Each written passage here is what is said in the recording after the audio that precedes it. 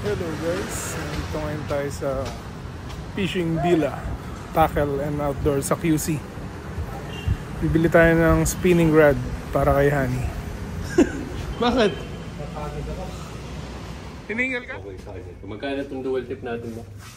Dual tip? 2.7 ba? Yung mas maxi siya. Hirap mag-addict talaga sa fishing. Guys, isa lang nag-assist sa akin sa paghanap ng rod and reel. Hinahanap namin yung pang-beginner lang na medyo budget meal na branded. Sa amin, tumambay sa amin. Magdadalag kayo. Ayan na guys, final decision. Ito na yung kukunin ko. Meron kasing ano doon dam na hindi nagamit. Thank you sir.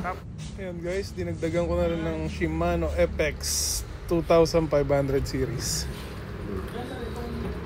Para branded na rin yung yung reel niya. Ito yung lure boss. Plastic yung lure. So guys, kung naghahanap kayo ng mga branded na fishing equipment, dito kayo pumunta sa QC, sa Fishing Villa, Tackle and Outdoor. So ito na guys yung nabili ko para kay Honey. Sa akin na yung Daiwa. Ito yung sa kanya, Shimano FX 2500, tsaka Nobi na Keen Force. Ang laro niya ay medium light. Panalo, ang ganda ng rod niya. Layo ng nito, ang haba Not sure guys kung mababali yung rod ni Honey pagka kinagatan ng toma na malaki. Siguro kailangan laruin lang niya. Ito guys, tatry namin yung rod and reel ni Honey sa dam. Tingnan natin kung makahuli tayo.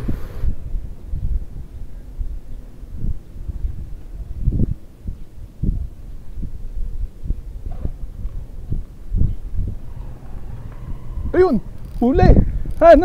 Papunta at dalag. Tangina, sayang, hindi ko na hook. Nakawala.